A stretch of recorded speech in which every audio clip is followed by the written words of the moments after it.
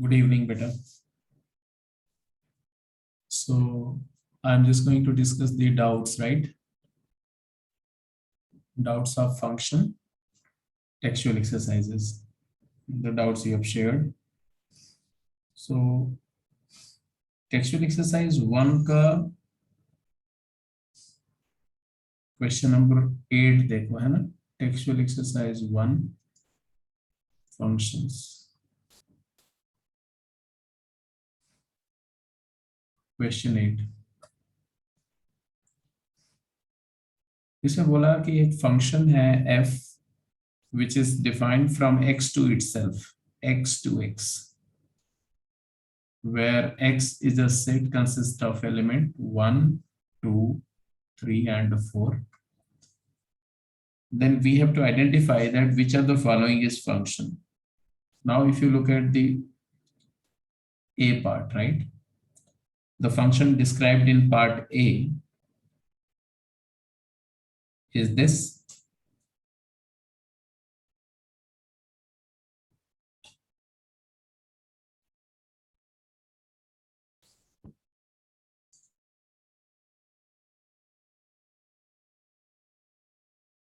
So function is defined from x to x.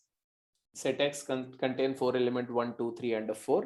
और हम a part को verify करने जा रहे हैं कि ये फंक्शन है या नहीं। तो ऑब्वियसली क्या देखना होगा आपको, बोलो? आपको देखना होगा a पार्ट में दैट अगर definition of y is equal to x plus 1 है ना, इसमें आप इनपुट देते हो तो इसका रेंज क्या आएगा? रेंज आएगा x, y, y is output, x is input, y is equal to x plus 1। तो 1 का आउटपुट क्या आएगा? 2, 2 का आउटपुट क्या आएगा? 3, 3 का आउटपुट क्या आएगा? 4, 4 इनपुट का आउटपुट क्या आएगा? 5। So it doesn't belongs to codomain and so it's not a function.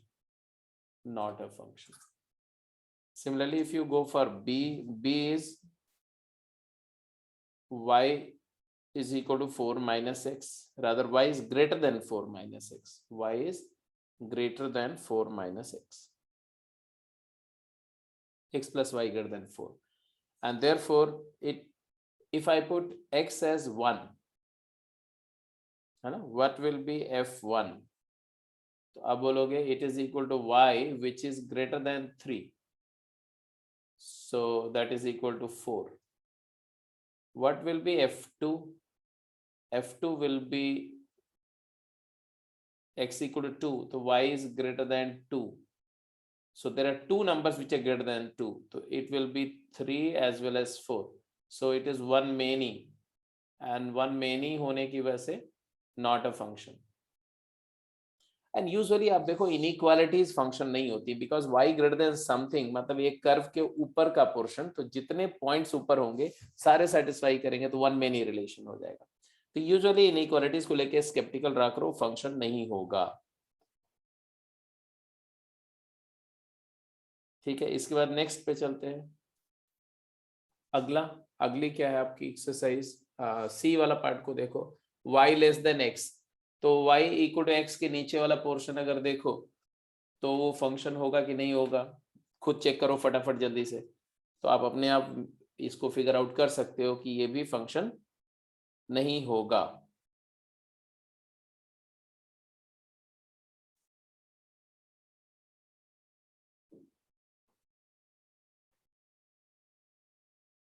देख लो सी पार्ट को भी, y is greater then x less than x, तो अगर मैं y लेस देन 1 करता हूँ, x की वैल्यू 1 करता हूँ, तो no output, f1 is not defined.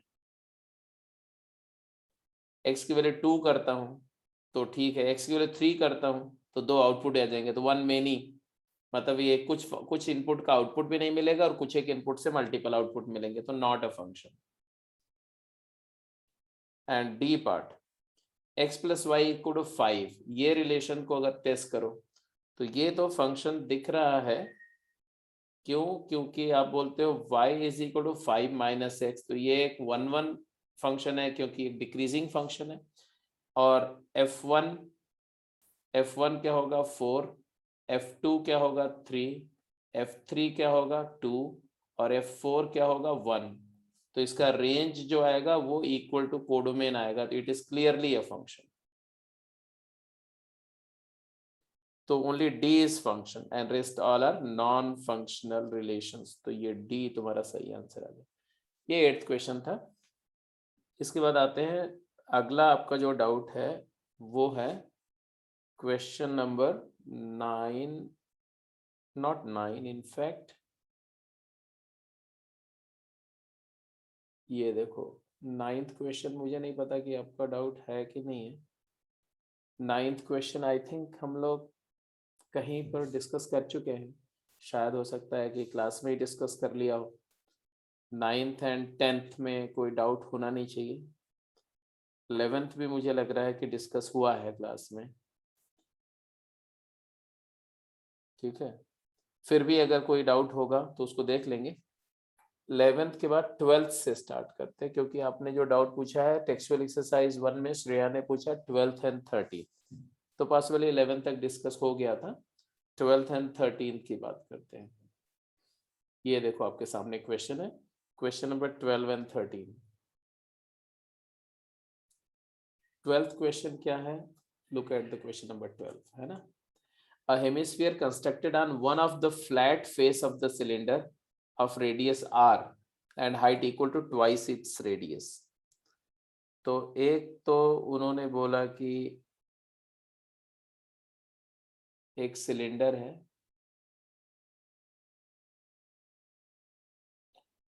और उसके एक फेस पर एक हेमिस्फीयर कंस्ट्रक्ट किया।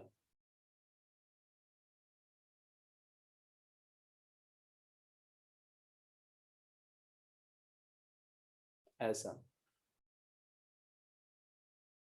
मान लो, ऐसा एक रफली हेमिस्फीयर कंस्ट्रक्ट किया, मतलब ये सिलेंडर का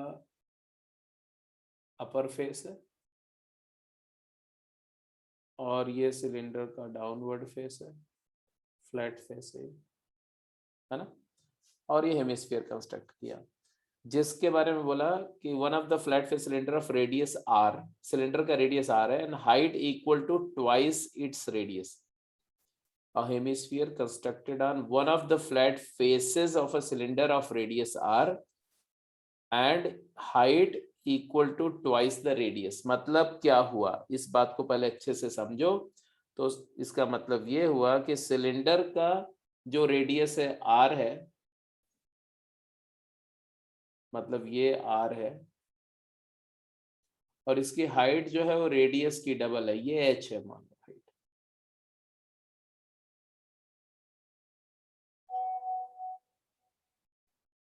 ये h हो गया, ये r हो गया।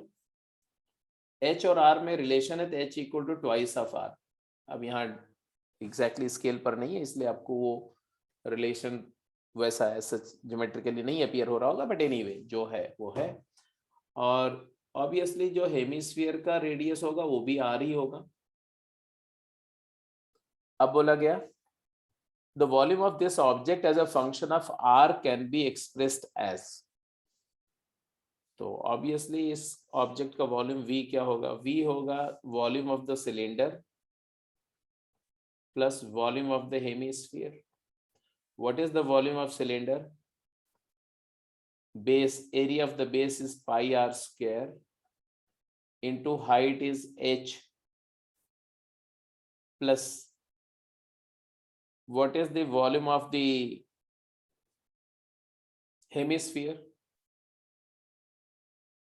हेमिस्फीयर, पूरे स्फीयर का वॉल्यूम होता है 4/3 पाई आर क्यूब,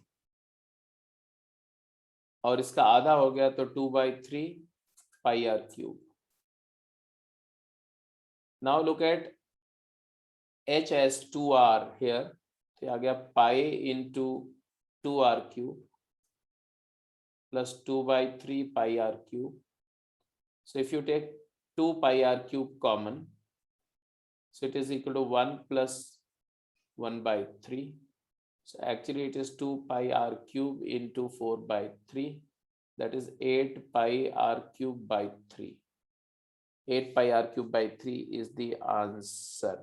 तो 12th क्वेश्चन का आंसर ए है, आपको दिख ही रहा है, सभी को क्लियर दिख रहा है। So this was question number 12, right. 13th question देखो बेटा, 13th क्वेश्चन भी सिंपल ही है, यहीं पर ऑब्जर्व कर लो। क्या दिया इन्होंने दिया f of x plus y comma x minus y is equal to x y. मतलब अगर इसको x प्लस वाई इनपुट और x माइनस वाई आउटपुट है, तो it is a relation, xy is a relation between x plus y and x minus y. The very first thing you need to find is to express this quantity in terms of x plus y and x minus y. And so for that, I would say write this as 4xy by 4. And then you write 4xy as x plus y whole square minus x minus y whole square by 4. तो हमने क्या conclude किया, हमने conclude किया कि अगर x plus y and x minus y आप expression में लेते हो तो ये रिलेशन है। अब मैं x प्लस वाई को अगर मैं अल्फा लिख देता हूं और x माइनस वाई को बीटा लिख देता हूं, तो what do I say, I would get f alpha beta is equal to alpha square minus beta square by 4, and therefore definitely you got the answer. Answer is fxy relation क्या आएगा, तो x square minus y square divided by 4. So it is very very clear that C is the correct option. तो तुम्हारा 13th question भी हो गया। अब 14th question देखो, क्वेश्चन नंबर 14। तो ये तो क्लियर है, तो इसको मैं हटा रहा हूं and let's work out question number 14.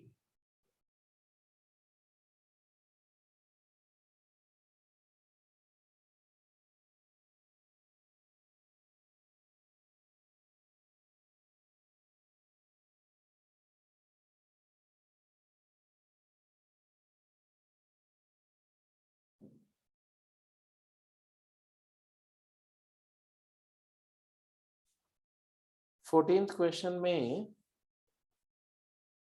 ये थोड़ा सा रिलेटिवली बेटर क्वेश्चन था। fx जो दिया हुआ है वो दिया हुआ है तुम्हारा 4 की पावर x अपॉन, है ना, 4 की power x upon 4 raised to the power x plus 2, agreed. और पूछा जा रहा है f of x plus f of 1 minus x। तो f of 1 minus x हमें कैलकुलेट करना है, तो let's calculate f of 1 minus x।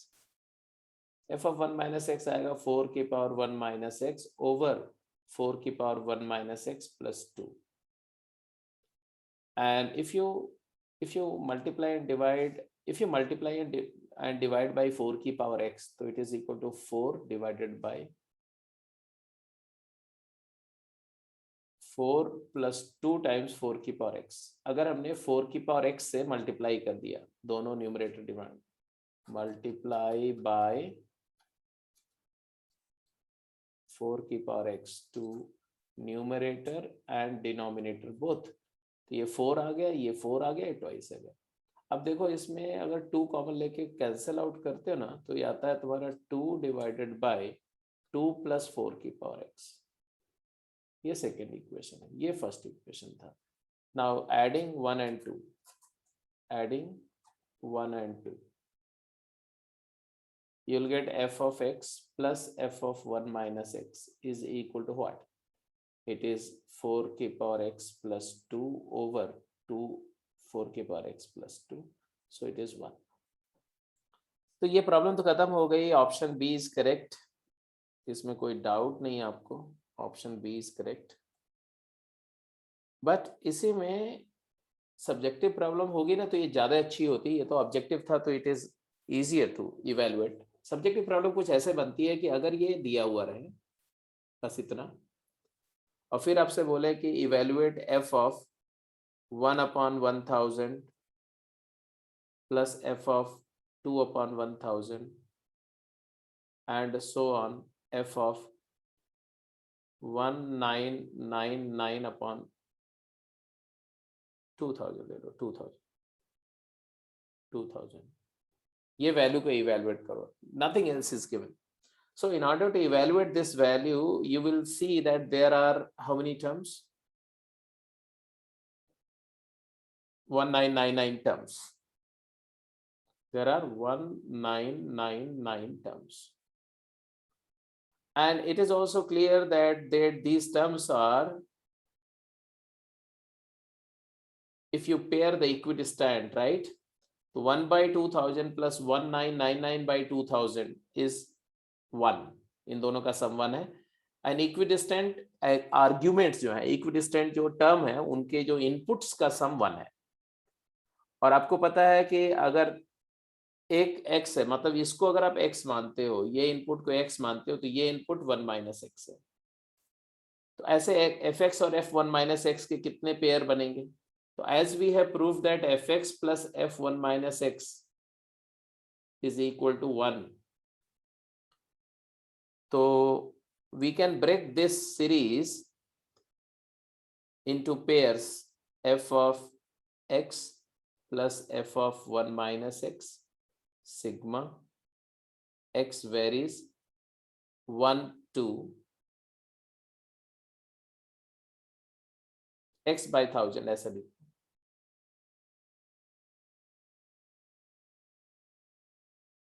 x by 1000, 2000 और 1 minus x by 2000 ऐसे लिखो. तो ऐसे हमारे पेयर बनेंगे 1 से लेके कहां तक? तो 1998 by 2. 1998 by 2 क्या होता है जी? 1998 by 2 is 2 9s are 18, 2 9s are 18, 2 9s are 18. 999 pairs बनेंगे. ठीक है, तो 999 पेयर बनेंगे. बट एक टर्म होगा प्लस एक टर्म एडिशनल आएगा f of 1000 by 2000. अब ये तो हो गया 1, तो 1 1 1 कितनी बार आएगा? 1 plus 1 plus 1 how many times? 999 times. Plus f of half आ जाएगा. तो ये नेट आंसर आएगा 999 प्लस f हाफ. क्या होगा? f हाफ आप डायरेक्टली कैलकुलेट कर सकते हो यहाँ से. f of half will be equal to root of 4 plus root of 4 plus 2. It is 2 by 4, that is half.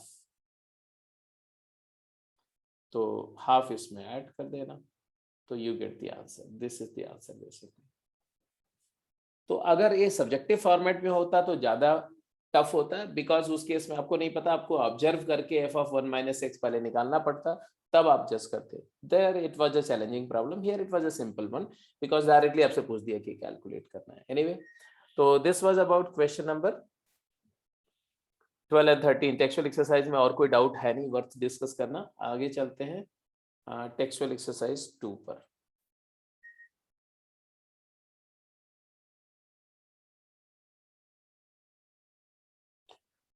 Textual exercise 2 में जो क्वेश्चन आपने पूछा है वो है 10th का 6th और 7th पार्ट और 16th एंड 20th. तो लेट्स कंटिन्यू.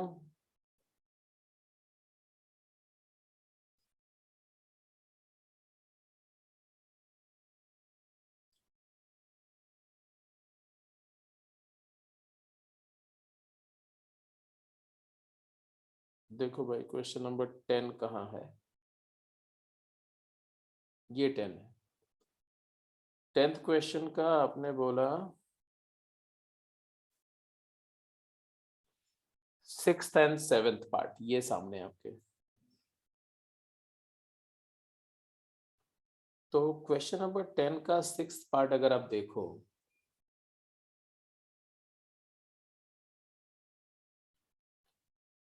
फंक्शन हमारा y is equal to sine of cos x. और डिफाइन कर रहे हैं 0 पाई से 2 पाई इंटरवल में, और इसका नेचर बताना है कि ये इंक्रीजिंग है या डिक्रीजिंग है। तो ऑब्वियस सी बात है कि y प्राइम dy/dx निकालोगे तो साइन ऑफ cos x है, तो cos x को t मान करके चेन रूल लगाओगे कंपोजिट फंक्शन को डिफरेंशिएट करने के लिए, तो आएगा cos ऑफ t मतलब cos ऑफ cos x, फिर cos x मतलब t का डेरिवेटिव x के रिस्पेक्ट में तो माइनस साइन x आएगा। तो it is actually negative of sine x times cos of cos x। अब cos ऑफ cos x आपको पता है कि cos x की वैल्यू -1 से 1 होती है, और हम पहले भी डिस्कस कर चुके हैं कि -1 से 1 इनपुट के लिए cos हमेशा पॉजिटिव होता है, कोसाइन पॉजिटिव होता है। ये -1 है और ये 1 है, इस पूरे इनपुट पर कोसाइन हमेशा क्या है, पॉजिटिव वैल्यू दे रहा है। तो ये क्वांटिटी तो हमेशा पॉजिटिव होगी, इसके लिए तो कोई डाउट नहीं। पाई से 2 पाई इंटरवल में साइन का ग्राफ देखो तो ऑब्वियसली नेगेटिव होता है ना। ये पाई है और ये 2 पाई है, तो ये साइन नेगेटिव है। साइन नेगेटिव है तो नेगेटिव का नेगेटिव माइनस साइन क्या हो गया, पॉजिटिव हो गया। तो ये प्रोडक्ट पॉजिटिव, तो y prime is greater than 0, therefore fx is strictly increasing. Pi और 2 पाई पर डेरिवेटिव की वैल्यू अगर देखोगे तो 0 आएगी, नो डाउट। पाई और 2 पाई पर 0 आएगी, बट आपको पता होना चाहिए कि अगर पूरे इंटरवल में फंक्शन, सिचुएशन ऐसी है, अगर कोई फंक्शन ऐसा है और ये पाई है और ये 2 पाई है, पाई पर इस फंक्शन की वैल्यू होगी sine of -1, cos pi is -1। Sine of -1 जो है वो साइन 60 डिग्री के आसपास, माइनस साइन 60 मतलब -√3/2 के आसपास कोई वैल्यू होगी यहाँ। और 2 पाई पर वैल्यू साइन 1 हो जाएगी, तो ऐसे कोई वैल्यू आ जाएगी मान लो, और इसके बीच में कहीं पर मिडिल में 0 भी वैल्यू आएगी, that I am not concern. Pi पर जो है वो रादर 3 पाई/2 पर कॉस 0 हो जाएगा, साइन 0 0। तो ये फंक्शन यहाँ से यहाँ पर ऐसे हॉरिजॉन्टली स्टार्ट करेगा, बट ये ऐसे ऐसे जाएगा और यहाँ पर ये ऐसे हॉरिजॉन्टल हो जाएगा। तो एक्चुअली यहाँ पर टेंजेंट लाइन हॉरिजॉन्टल होगी और यहाँ पर भी टेंजेंट लाइन हॉरिजॉन्टल होगी, लेकिन बीच में थ्रू आउट डेरिवेटिव पॉजिटिव है, तो ये फंक्शन इंक्रीजिंग फंक्शन है, हमेशा इंक्रीजिंग फंक्शन है, इवन एंड पॉइंट पर भी इंक्रीजिंग फंक्शन है। ठीक है, क्लोज इंटरवल अगर है तो एंड पॉइंट पे इंक्रीजिंग फंक्शन है। उसके आगे जब ग्राफ लेंगे और वहां उसके आगे कांस्टेंट हो गया या डिप कर गया, तब वो नॉन मोनोटोनिक हो जाएगा। तो अभी ये मोनोटोनिकली इंक्रीजिंग है। मैंने आपको बताया भी था कि कंटिन्यूअस फंक्शन है, पूरे इंटरवल में डेरिवेटिव का साइन यूनिफॉर्म है, बीच में कहीं पर या एंड पे कहीं पर एक आइसोलेटेड पॉइंट पर डेरिवेटिव अगर 0 हो रहा है तो उससे उसका मोनोटोनिसिटी पे कोई फर्क नहीं पड़ेगा, it will be monotonically increasing function ही बोला जाएगा, स्ट्रिक्टली इंक्रीजिंग ही बोलेंगे उसको। ठीक है, क्योंकि fx2 will be greater than fx1 for all x2 greater than x1। ये definition her pair of x2 x1 के लिए बिलोंगिंग टू पाई टू 2 पाई, ये जो ओरिजिनल डेफिनेशन है ये होल्ड्स गुड। आप चेक करके देख लेना किसी भी केस के लिए, इवन एंड पॉइंट के लिए भी, अगर x2 x1 में से कोई एक एंड पॉइंट हो जाए तो भी ये डेफिनेशन होल्ड कर रही है, तो ये स्ट्रिक्टली इंक्रीजिंग फंक्शन होगा। बाकी जो इसकी इंटीग्रेसीज हैं वो we will discuss in monotonicity topic, application of monotonicity. ऐसे ही अगर हम 7th पार्ट पे जाएं तो 7th पार्ट पर भी आप देखो क्या है क्वेश्चन, पढ़ो। तो ये बोलते हैं कि cos of sine x function है, y is equal to cosine of sine x. Interval लिया आप 0 से π/2, this is first quadrant, very well known quadrant. Like y prime आपने कैलकुलेट किया तो आया cos t का डेरिवेटिव t के रेस्पेक्ट में माइनस साइन ऑफ t मतलब साइन x, इसको मैंने t लिया है ना, sine of sine x into sine x का डेरिवेटिव x के रेस्पेक्ट में cos x। अब आप देखो बेटा कि 0 से π/2 में cos x पॉजिटिव होता है, इसमें तो कोई दो राय नहीं, ये चीज पॉजिटिव। साइन एक्स की वैल्यू 0 से 1 होती है, और 0 से 1 में अब साइन का ग्राफ देखो, ये साइन का ग्राफ होता है, 0 से पाई तक साइन की वैल्यू पॉजिटिव होती है। 1 ये π/2 रेडियन है, 1 रेडियन इसके जस्ट पहले होगा यहाँ पर कहीं, तो इस इंटरवल में साइन भी पॉजिटिव है। तो साइन एक्स की वैल्यू, इसको आप t लेते हो अगर, तो t बिलोंग्स टू 0 to 1, और ये साइन t का ग्राफ है, y को टू साइन t का ग्राफ है। तो t की वैल्यू जब 0 से 1 होगी तो साइन t की वैल्यूज पॉजिटिव है। क्लियर दिख रहा है कि ये सारी वैल्यू साइन t की यहाँ से यहाँ तक ये पॉजिटिव है, ये सारी पॉजिटिव वैल्यूज हैं। तो ये पूरा वैल्यू पॉजिटिव है, और उसके साथ माइनस मल्टीप्लाई किया तो नेट आया माइनस इंटू पॉजिटिव, तो लेस देन 0 आ गया। इसका मतलब है कि y is equal to cos of sine x एक डिक्रीजिंग फंक्शन है in the interval 0 to π/2, तो मोनोटोनिकली डिक्रीजिंग फंक्शन है। तो आई होप ये दोनों पार्ट का आपको कॉन्सेप्ट समझ में आ गया। पहला वाला पार्ट मोनोटोनिकली इंक्रीजिंग है और दूसरा वाला पार्ट मोनोटोनिकली डिक्रीजिंग। ठीक है, तो ये तो एक क्वेश्चन था आपका जी, क्वेश्चन नंबर टेक्सचुअल एक्सरसाइज का क्वेश्चन नंबर 12 एंड 13 हो गया। टेक्सचुअल एक्सरसाइज 2 का 10th क्वेश्चन के दोनों पार्ट हो गए। 16th एंड 20th भी देख लो इसका, 16th एंड 20th। ये देखो 16th क्वेश्चन है। It was a good question, definitely good question. 16th question क्या है जी? इट सेज कि a into 1 minus b, a into 1 minus b greater than 1/4 है, b into 1 minus c greater than 1/4 है, और c इंटू 1 माइनस ए भी greater than 1/4 है। ये गिवन है। इसका मतलब LHS भी सारा पॉजिटिव ही होगा। अगर मैं मल्टीप्लाई कर दूं तो आएगा a into 1 minus a, b into 1 minus b, c into 1 minus c is greater than 1/64. This is one finding that can be directly obtained from the 3 given inequalities. But listen to this here, ये जो है और ये को ध्यान से देखो, तो ये f of a है और ये f of b है और ये f of c है। For fx is equal to 1x into 1 minus x। मानते हो कि नहीं मानते? और अगर ऐसा है, ये बात समझ रहे हो आप, तो ये फंक्शन एक क्वाड्रेटिक पॉलिनोमियल फंक्शन है जिसका माइनस कॉमन ले लो तो ये आएगा x² minus x plus 1/4 minus 1/4 कर दो तो ये आ जाएगा 1/4 माइनस x माइनस हाफ का होल स्क्वायर।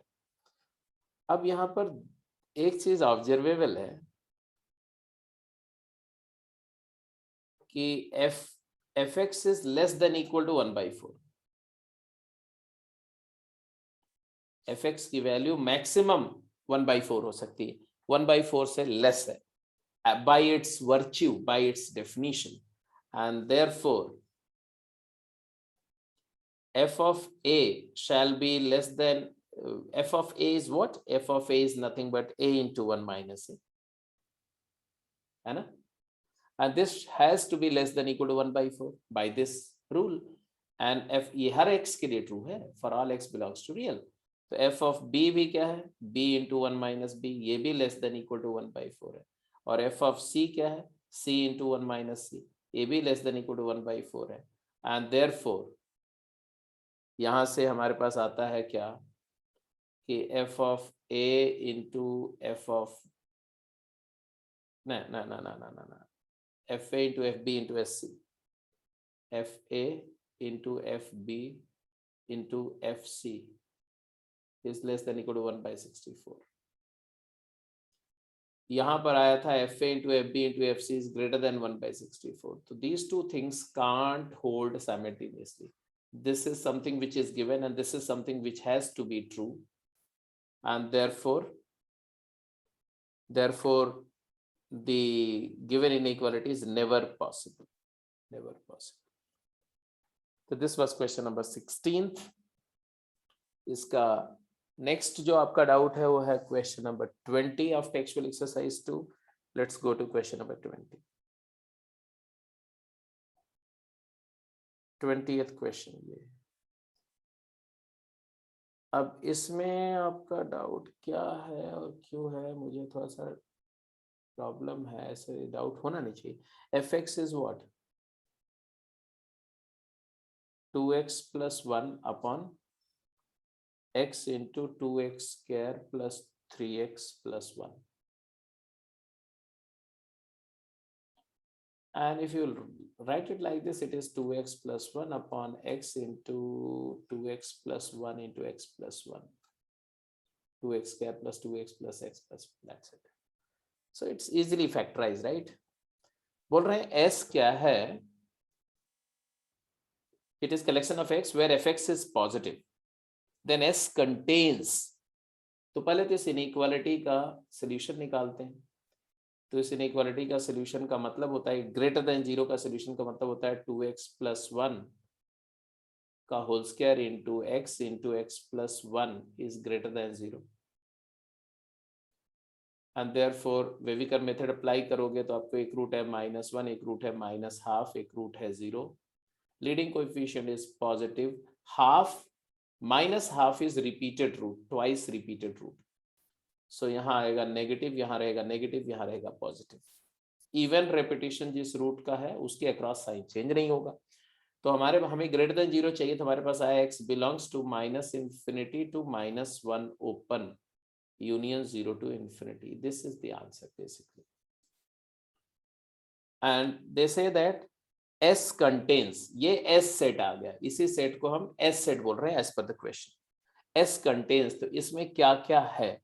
तो -infinity से -3/2 इसमें है, तो क्लियरली -infinity से -3/2 is a subset of S, no doubt about it.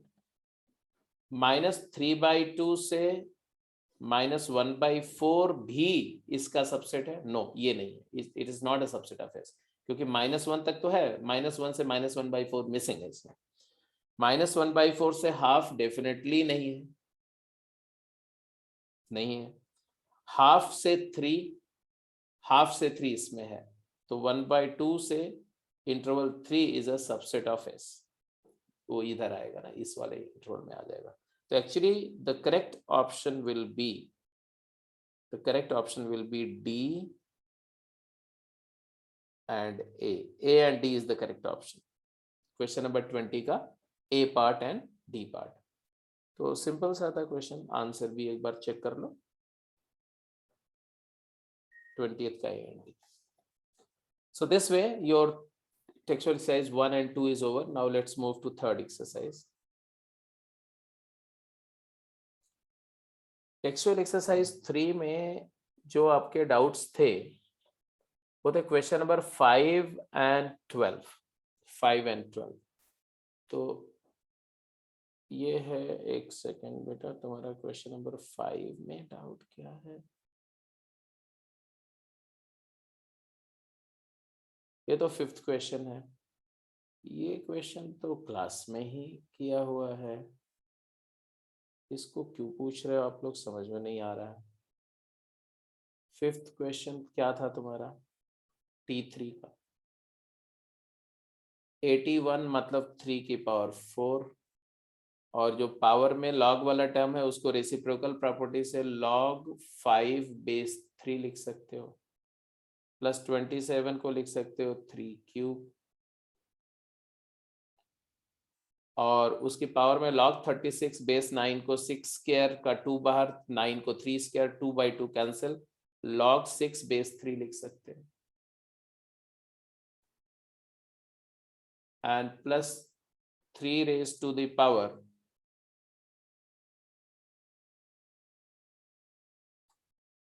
4 whole to the power 1 upon log 9/7 को log 7/9 लिख सकते हैं, तो हाफ log 7/3 लिख सकते हैं।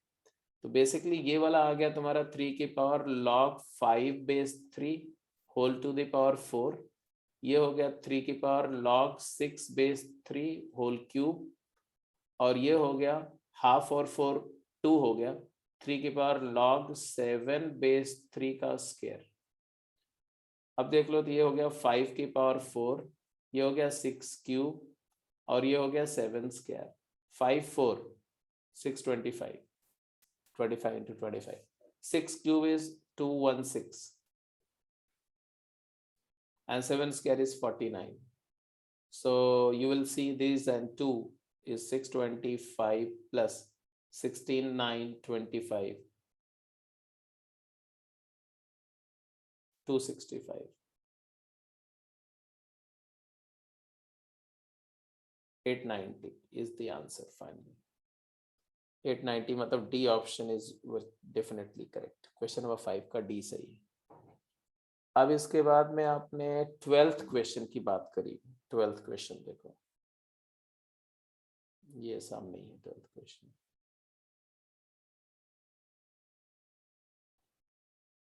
ट्वेल्थ क्वेश्चन में क्या बोला, log sin x base 1/√2 greater than 0 है, इसको सॉल्व करना है। log of sin of x base 1/√2 greater than 0 का मतलब होता है log 1 बेस 1/√2। तो ऑब्वियस ही बात है, और ये भी कंडीशन दिया हुआ है कि x बिलोंग्स टू 0 to 4 पाई में ही सॉल्यूशंस को रिपोर्ट करना है आपने, 0 क्लोज से 4 पाई ओपन में। यहाँ पर एक बात तो क्लियर है कि sin x की वैल्यू, बिकॉज डिक्रीजिंग फंक्शन है 1/√2 बेस है, तो sin x की वैल्यू लेस देन 1 आएगी। बट लॉग को डिफाइन होने के लिए sin x has to be strictly greater than 0, तो sin x की वैल्यू 0 से 1 होनी चाहिए, और 0 से 1 होनी चाहिए, तो बात इसमें कोई दम ही नहीं रह गई, प्रॉब्लम बहुत बेसिक हो गई। अगर मैं ग्राफ बनाऊं sin x का, तो sin x का ग्राफ इस इंटरवल में देखो तो ये ऐसा,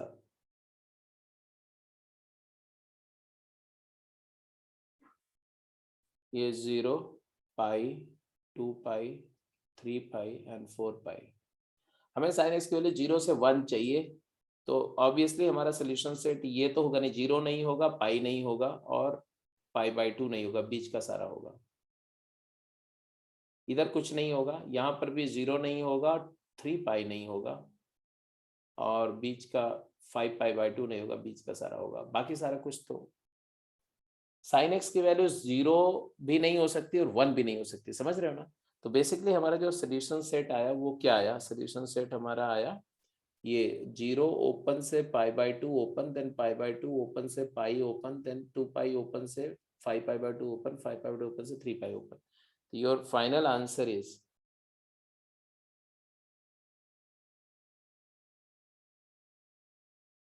x belongs to 0 to pi open union 2 pi से 3 पाई ओपन एक्सेप्ट पाई/2 एंड 5 पाई/2।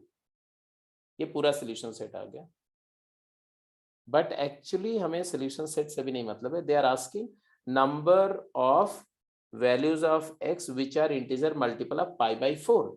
तो पाई/4 के कौन कौन से इंटीजर मल्टीपल इसमें दिख रहे हैं वो फिगर आउट करने के लिए बोल रहे हैं, तो आप उसको आसानी से देख सकते हैं।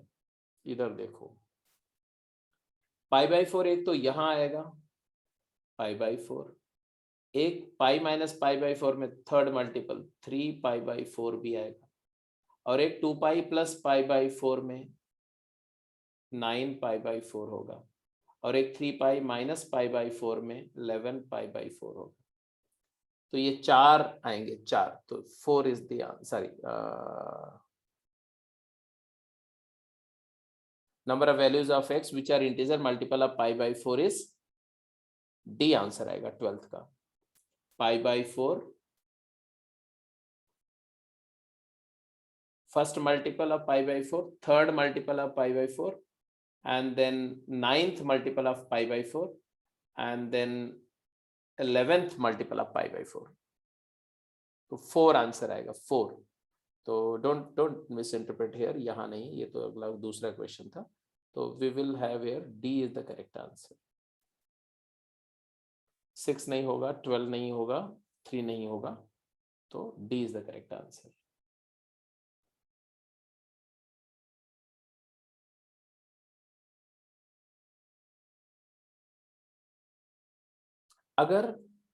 अगर इसमें ओहो, I am very sorry, actually sin x greater than equal to था. Oh my god, just hold on.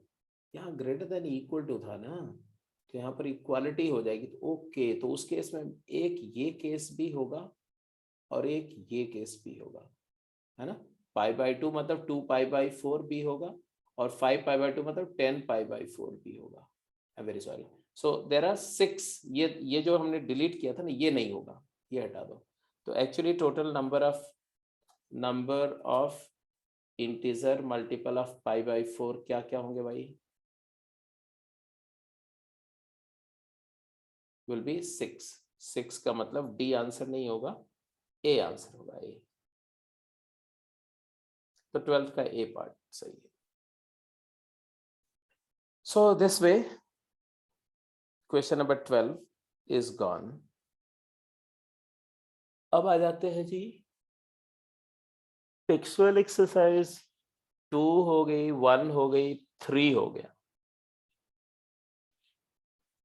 अब इसके बाद टेक्सचुअल एक्सरसाइज 4 में क्या क्या डाउट है वो भी देख ही लेते हैं. जब इतना देख लिया तो 4th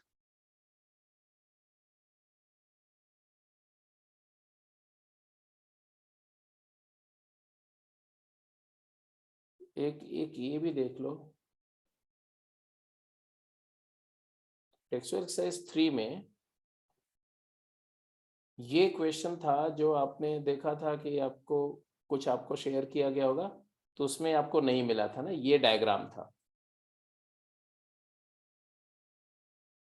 क्वेश्चन नंबर 14th के बाद जो है 15th से 19th क्वेश्चन के लिए this was a diagram based on which you had to answer the question. The printout had been shared to you. In that printout, this particular diagram was missing, so you can look at it and you can refer. ठीक है, तो ये diagram को आप refer कर लेना. मैं एक बार ग्रुप पे शेयर भी कर दे रहा हूँ ये डायग्राम, सो दैट जिनको थोड़ा सा इश्यू था वो दे विल गेट इट.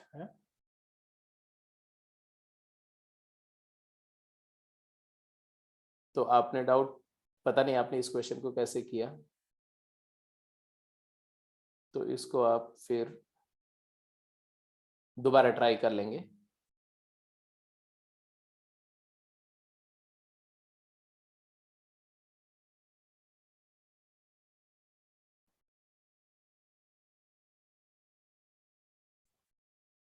अब आते हैं जी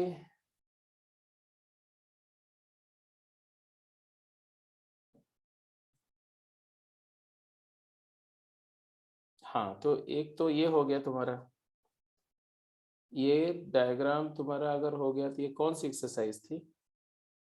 ये टेक्सचुअल एक्सरसाइज 3 थी ना. 3 में और कोई डाउट तो आपने पूछा नहीं मेरे से.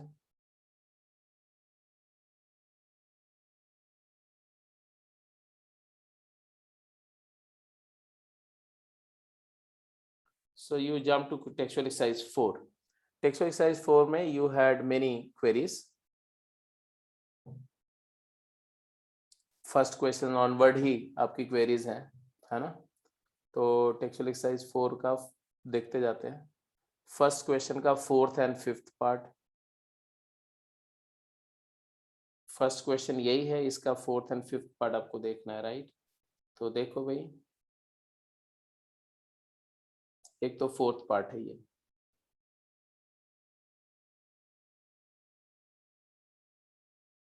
टेक्सचुअल एक्सरसाइज 4 का क्वेश्चन नंबर 1 का 4th पार्ट ना. साइन इनवर्स ऑफ 2 - 3x² का जिंट चाहिए. जिंट है.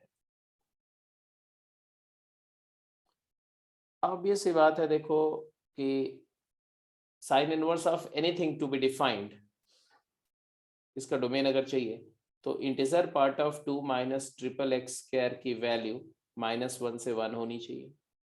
बट इंटीजर पार्ट एक इंटीजर होता है, तो -1 से 1 में -1 0 1 तीन ही इंटीजर है, तो 2 - 3x² के इंटीजर पार्ट की वैल्यू ये -1 हो सकती है या 0 हो सकती है या तो 1 हो सकती है, and therefore 2 - triple x² will take its value from -1 closed to 2 open, and then you solve these two inequalities. One is 3x² is less than equal to 3, that is ये वाली inequality ले लो, x² is less than equal to 1, therefore x² -1 is less than equal to 0, that is x belongs to -1 closed से 1 closed. This is one solution. But if you look at this one, तो यहाँ से आ जाएगा -3x² is less than 0, that is x² is less than 0, so x belongs to all real number except 0. and है इन दोनों में, तो हमें intersection लेना पड़ेगा, इन दोनों का इंटरसेक्शन लेना पड़ेगा, तो taking intersection of this one and this one I will get x belongs to -1 to 1 closed except 0. So your correct answer will be C. C is the correct option.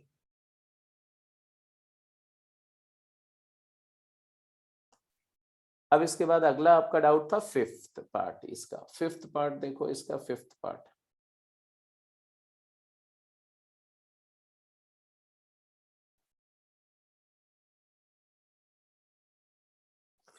में question क्या था?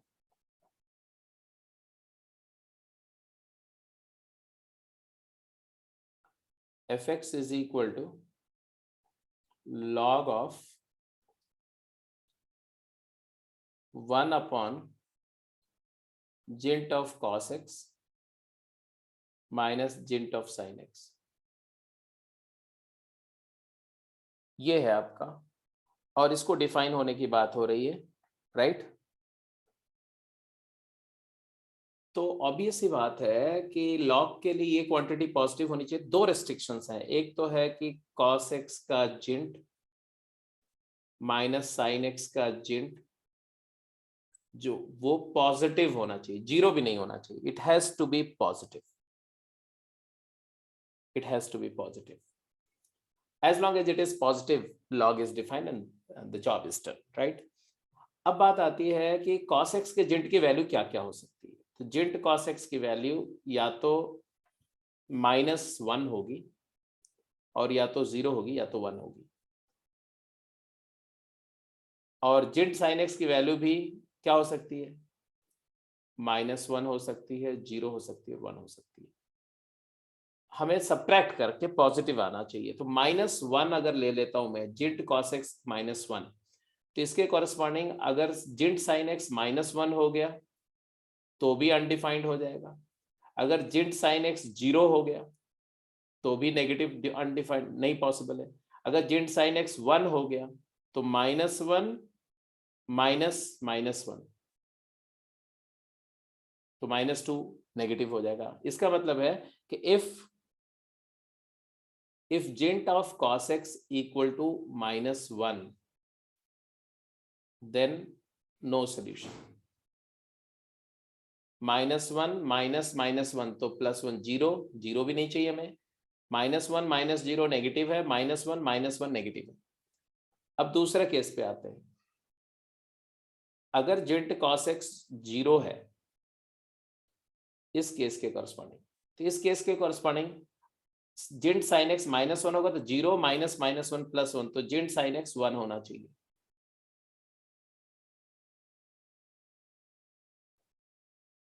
और अगर ये 0 है और ये 0 है तो नहीं चलेगा। अगर ये 0 है, ये 1 है तो भी नहीं चलेगा। तो इसके केस में एक ही पॉसिबिलिटी आई, ये एक पॉसिबिलिटी, ये फिजिबल पॉसिबिलिटी आई। तीसरा केस भी देख लेते हैं पहले। अगर जिंट cos x की वैल्यू 1 है, अगर ये 1 है और ये -1 है चलेगा, ये 1 है ये 0 है चलेगा, 1 1 वाला नहीं चलेगा। तो इसके इसमें दिस एंड जिंट sin x 0 और जिंट sin x -1। तो अब आपके पास में जो सोल्यूशन आया, अब तो कर जाएंगे, है ना? तो you have to analyse these 3 cases. Case 1, जिंट cos x 0 and जिंट sin x 1, मतलब जिंट cos x 0 का मतलब cos x की वैल्यू 0 क्लोज्ड से 1 ओपन हो, एंड जिंट sin x 1, जिंट sin x 1 तो तभी होगा जब sin x की वैल्यू एग्जैक्टली 1 हो जाए और sin x 1 हो जाए। तो ऑब्वियस सी बात है बाबा, ये एक बात देखो कि sin x की वैल्यू 1 कब होगी? sin x की वैल्यू 1 होगी 4k + 1 π/2 पर, और 4k + 1 π/2 पर cos 0 होता है। तो ये दोनों का कॉमन सोल्यूशन तो एक ही आएगा, x = 4k + 1 π/2, 4k + 1 π/2। ऐसे कॉमन केस 2 पर जाओ, जब जिंट cos x की वैल्यू 1 है और जिंट sin x 0 है, तो जिंट cos x 1 है। जिंट cos x 1 कब होगा? एंड जिंट sin x 0 है, तो ये तो होगा जब sin x की वैल्यू 0 क्लोज से 1 हो जाए, और बट ये जब cos x 1 हो जाए, क्योंकि 1 से बड़ी या 1 से 2 होना चाहिए ना, cos x की वैल्यू एग्जैक्टली 1 हो जाए। अब cos x 1 कब होता है? इसका सोल्यूशन आएगा x = 2n π, 2n π, x 2n π, और sin x की वैल्यू, जब भाई x 2n π होगा तो sin x की वैल्यू 0 होगी, सेटिस्फाई कर रहा है। तो यहाँ से इस वाले से सोल्यूशन सेट हमें मिलेगा क्या? इंटरसेक्शन लेकर के x = 2n π ओनली, क्योंकि ये पूरा इसको सेटिस्फाई कर रहा है। तो केस 1 डिसाइड हो गया, केस 2 डिसाइड हो गया। ठीक है, तो ये भी डिस्कशन हो गया, ये भी डिस्कशन हो गया, ये तो नो सोल्यूशन। अब एक बचा कि जिंट cos x 1 है, जिंट ऑफ cos x की वैल्यू 1 है, और जिंट sin x भी 1 है। नहीं, 1 सेकेंड, जिंट cos x 1 है और जिंट sin x 1 नहीं, जिंट sin x -1 है।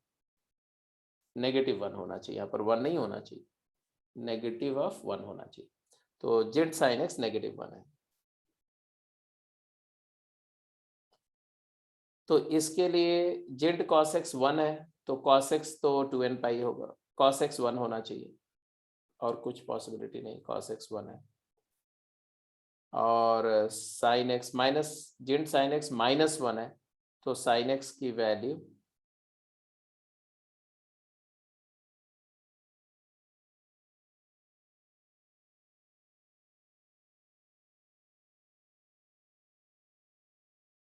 -1 से 0 होनी चाहिए। ठीक है, तो इसको भी साइड सॉल्व कर लो, and then you take the union of these cases and get the answer. ठीक है भाई, तो एक तरीका तो ये है एनालाइज करने का। दूसरा तरीका ये है कि आप इसको जिंट cos x का ग्राफ बना लो, जिंट sin x का ग्राफ बना लो, और फिर आप देख लो कि जिंट cos x का ग्राफ जिंट sin x के ग्राफ से बड़ा कब होता है। ठीक है, तो वहां से भी सॉल्व हो जाएगा, राइट। तो इसको आप कंप्लीट कर लेना, मैंने अभी कंप्लीटली सॉल्व नहीं किया, I just given you the possibilities, बाकी आप डिस्कशन अपने आप सॉल्व कर लेंगे। और रिमेनिंग जो आपके डाउट है टेक्सचुअल एक्सरसाइज 4 के और 5 के, उसका डिस्कशन कल के सेकेंड वाली डाउट क्लास में हम करेंगे। सो let's close the call for this session. See you tomorrow in the class.